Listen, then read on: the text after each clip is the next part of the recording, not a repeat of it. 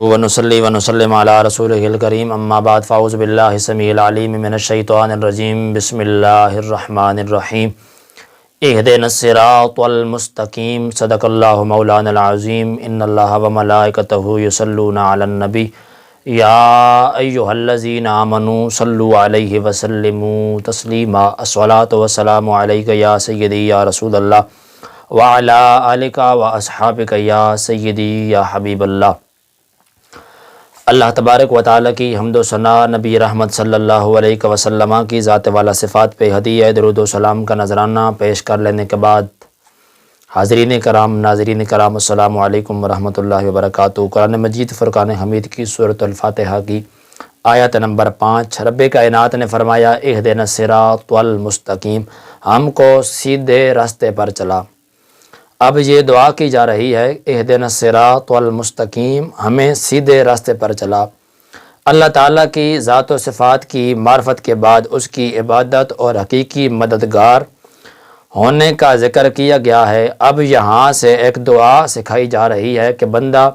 اللہ تعالیٰ کی بارگاہ میں یوں عرض گزار ہو، اللہ تعالیٰ کی بارگاہ میں اپنی عرضی یوں پیش کرے کہ اللہ عز و جل تو نے اپنی توفیق سے ہمیں سیدھا راستہ دکھایا، اب ہماری اس راستے کی طرف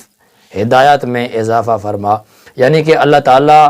کی بارگاہ میں ایسے دعا کی جائے۔ اب یہاں سے انسان کو، مسلمانوں کو یہ دعا سکھائی جا رہی ہے کہ بندہ اللہ تعالیٰ کی بارگاہ میں یوں عرض کرے کہ مالک کائنات تو نے اپنی توفیق سے ہمیں یہ سیدھا راستہ دکھایا، اب تو اس توفیق میں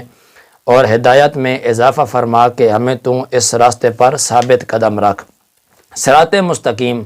اب صراط مستقیم کا معنی کیا ہے؟ صراط مستقیم سے مراد عقائد کا سیدھا راستہ ہے، عقیدے کا درست ہونا، یعنی کہ یہ سیدھا راستہ ہے، عقائد کا سیدھا راستہ ہے جس پر تمام انبیاء کرام علیہم الصلاۃ والسلام چلے، یا اس سے مراد اسلام کا سیدھا راستہ ہے جس پر صحابہ کرام رضی اللہ تعالی عنہم، بزرگان دین، اولیاء کرام، علماء کرام چلے، جیسا کہ اب اس سے اگلی آیات بینات میں بھی موجود ہے۔ اور یہ راستہ اہل سنت کا ہے، الحمدللہ۔ یہ جو سیدھا راستہ ہے یہ اہل سنت کا ہی ہے، کیونکہ اسی راستے پر تمام انبیاء کرام اور کملی والے آقا صلی اللہ علیہ وسلم کے تمام صحابہ کرام رضی اللہ تعالی عنہم اور بزرگان دین اور علماء کرام، اولیاء کرام سارے اہل سنت میں ہیں، الحمدللہ۔ تو اس ہی راستے کی جو ہے وہ دعا سکھائی گئی ہے کہ یا اللہ ہمیں اس راستے پر چلا، یعنی کہ جس راستے پر صحابہ کرام تھے، انبیاء کرام علیہم الصلاۃ والسلام، صحابہ کرام، اولیاء اعظام، بزرگان دین جس راستے پر تھے، اور یا اللہ جو تیرے انعام یافتہ لوگ ہیں، اس سے اگلی آیت میں آئے گا، تو یا اللہ ہمیں اس راستے پر چلا۔ تو یہ راستہ الحمدللہ اہل سنت کا ہی ہے۔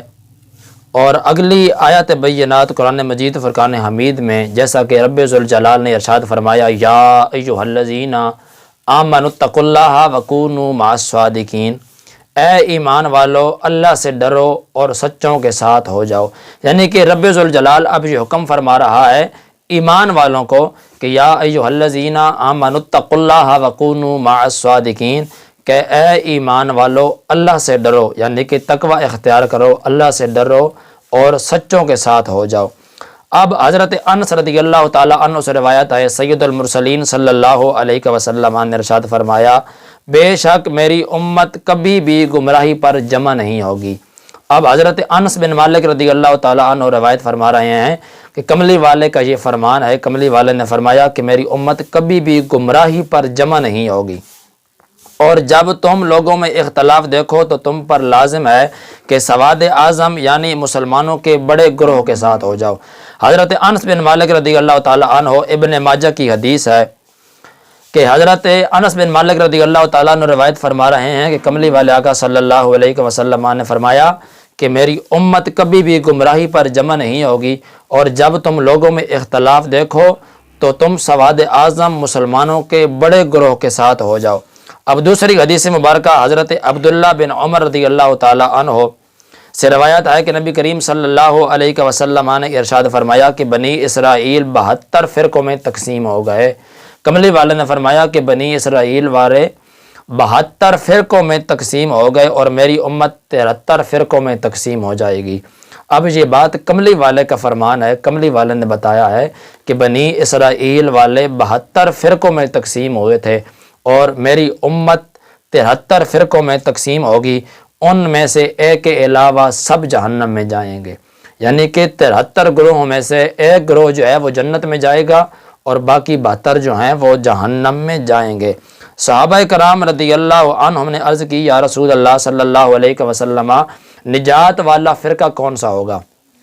یعنی کہ جب نبی کریم صلی اللہ علیہ وسلم نے فرمایا کہ میری امت 73 فرقوں میں تقسیم ہو جائے گی اور ان میں سے ایک جو ہے وہ جنت میں جائے گا، باقی سب دوزخ میں جائیں گے، تو اب صحابہ کرام نے عرض کی یا رسول اللہ صلی اللہ علیہ وسلم